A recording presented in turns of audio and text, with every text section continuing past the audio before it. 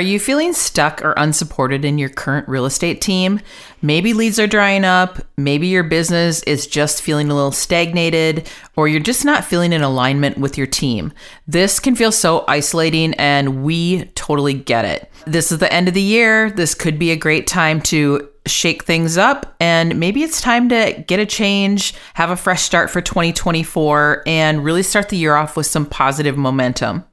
If you're seeing the signs it's time to move on and you're needing to make a switch, we're going to jump into all the things. Let's do this.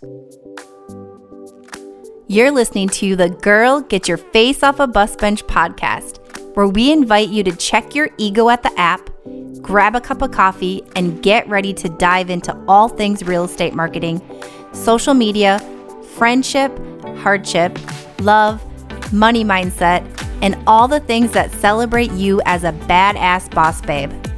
We're here to encourage you, show up for you, give you a loving kick in the pants when you need it most, and be your soft place to land on the hardest of days.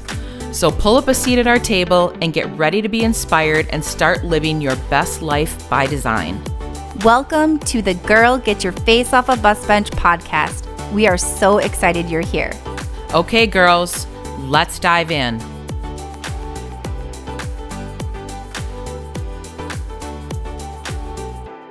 Hey, Bus Bench babes. We are diving into all the things. Maybe you are on a real estate team. Maybe you're a solo agent and just things aren't ending the way you want them to end here in 2023. And you're feeling like maybe a change is on the horizon. You don't really know where to start. I get it. The market's a little wonky right now. And I don't ever like to say like the market's terrible, because I don't think that it's terrible. It's just different. And so newer agents are really feeling uncertain. And I feel like even me as a seasoned veteran, there are days when I feel uncertainty in my career and my life choices about what's going on with my life. Hashtag like 15% interest rates. Just kidding. Not quite that bad. But. Yeah. And we get it. So we're going to dive into all the things here. Christy and I are going to chat about the things like maybe it's time for you to move on and make some change and really flip the script. And better time, this is a great time of year. I'm not even going to lie. If your business is down, it's really hard to make changes when your business is really booming. So if your business is down and you're just feeling discouraged, I think this episode is for you. So let's talk about all the things. What is your take here, Christy? Yeah, I agree with all of that. And what we have seen happen in the market the last few months especially is it's been challenging. People are getting out of the business left and right. Teams are over 100,000 agents so far this year are out of the business. Just turn their license back into their states. That's incredible. So that alone, there's so much going on. Mm-hmm. And when you toss in interest rates and just the market combined with what's happening with our businesses, it's a tricky time. Yep. Is it impossible? Absolutely not. But you might need to make a move right now. A lot of agents are considering this. We've, having conversations mm-hmm. with other agents, even others that have teams, and what is this going to look like for us in 2024? So let's break down some signs maybe that, it's time for a change in your business. Yep. I think if you're on a team, but you're feeling like you're on an island and you're not feeling supported, I think that's usually sort of like that first telltale sign. And you're like, yeah, this isn't quite working out how I wanted it to. That's a good one to start with. So I personally have heard many stories over the last handful of months of really hard sales pitches to get people on teams and promising them the world. Yeah. And then not delivering. Brokerages are doing the same thing, not just teams. I went to breakfast with a gal this morning and she said she took a meeting and the girl was pitching her hard. Mm-hmm. And she's like, you're not telling me anything that I don't already have. Yeah. What do you you need something that's going to take this over the edge. I'm a top producing team. Mm-hmm. And the girl's the recruiter for that particular brokerage is she didn't really, nothing else. Yeah, no, she already had pulled out her bag of tricks. She only had a one trick pony. Mm-hmm. And that's the thing. It's how hard do you want to be sold and what are you going to believe? And the reality is you need a brand to have a business at this point. So, if you feel like you're on an island, you are. Yeah. You really are. And there's no reason in this business you need to be on an island. Right. So starting with that, that's your first really big warning sign. Another one is if your team is not forward thinking, They are not using the appropriate social media channels, emailing, reaching out and all those ways. If they're doing things the old archaic way still, like it's time to jump ship. Like you should have jumped ship a long time ago, most likely. But those would be signs that you're stuck. Yeah. You're totally stuck. They're not going anywhere. What about your team leader? What about if they're just sort of coasting? I think a lot of people get it in their head that they want to have a team because they want to try to get out of production. Mm-hmm. That's always like such a double-edged sword to me, is because I feel like if you're not in the trenches with your agents, how can you really stay super relevant? I feel like that's hard. Yeah, that could be very difficult. And I would be interested to hear from those that do have that business model right now that aren't just in a strictly coaching.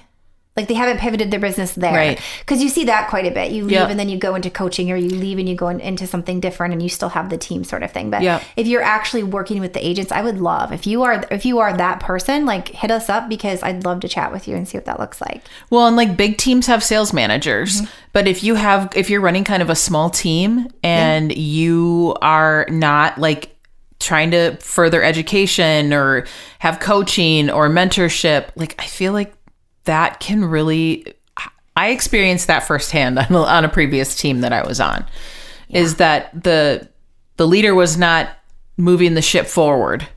And then it really created issues with everyone on the team. And I just finally am like, okay, I need to figure this out on my own. I'm just going to go get my own coach, because if you don't want coaching, great. That's not on me. I will go figure this out on my own. Yeah, getting stuck in the comfortable, right? Yeah. Because it's easy. With that too, like education, and not just coaching, education. How are you furthering your knowledge? How are you growing as an entrepreneur? So with that, and not just social media. I mean, we are just constantly thrown a workbook or a course on social media, and they are helpful. A lot of them are very helpful. Like actually investing in something more long-term, not just like getting sucked into, I should be doing this. Oh my gosh, did you hear this? I should be doing this. Now let's do this. Like really investing in yourself for the longevity of your business, I think is key. It's huge. And personal growth too in that arena. Oh, absolutely. Yeah, I mean, we talk about that all the time. If you're not taking care of yourself on a personal level, it's really hard to expect your business to be operating at its best. Yeah, and if you are considering a team switch and you're stuck in this place of things aren't moving in the right direction, well, let's be real here. You need to take ownership of that as well. Where are you falling flat? Where are you missing the mark? What can you do personally, professionally to get there, regardless what team, if you're going to stay on the team you're on or if you're going to leave? Like you need to start looking inward. Yeah. I think another one is just a culture of people not picking up the phone. It's like talking on the phone has become a lost art, I think. You've shared this so many times, and I understand like with the shift of like all of us texting, and we have social media and direct messaging and email and all that. But there is such beauty in picking up the phone, and you do this so well. I know, but I'm guilty of it too. Like where there'll be days where I'm like, I don't feel like talking on the phone. However, when you're trying to make a connection with another agent or with a buyer or a seller, your personality and just the essence of who you are is going to be translated so much better over the phone than it outside of obviously doing it in person. Versus like texting and emailing, so much gets lost in translation. Yeah. So if you're on a team where they don't pick up the phone, it's not your thing. That's a sign. That's a red flag. That's a huge connection. That's a big red flag. Missed right there. That's a big red flag. Another one really worth mentioning is you don't have a solidified client experience in place. And so what does that look like from the time they initially connect with you, whatever means that they do that through, through the finish line and then past that? What does that look like? And do you have it? Is it identified for every agent on the team? Like, are you all doing the same thing? Does it feel good and cohesive? If not, that's a huge red flag as well. That should be clear to you. Yeah, because how you take care of a client in a transaction is going to help your success down the road and grow your business. Absolutely. You want past clients. The holy grail of real estate is come list me calls and past client referrals. And so you want all those past clients to be like, yes, I worked with Christy. It was the most awesome experience ever. You got to call her, yada, yada. It's like you will not be disappointed working with her. And then they pick up the phone and say, yeah, I want to buy or sell a house. Or better yet, both. Absolutely. Or both.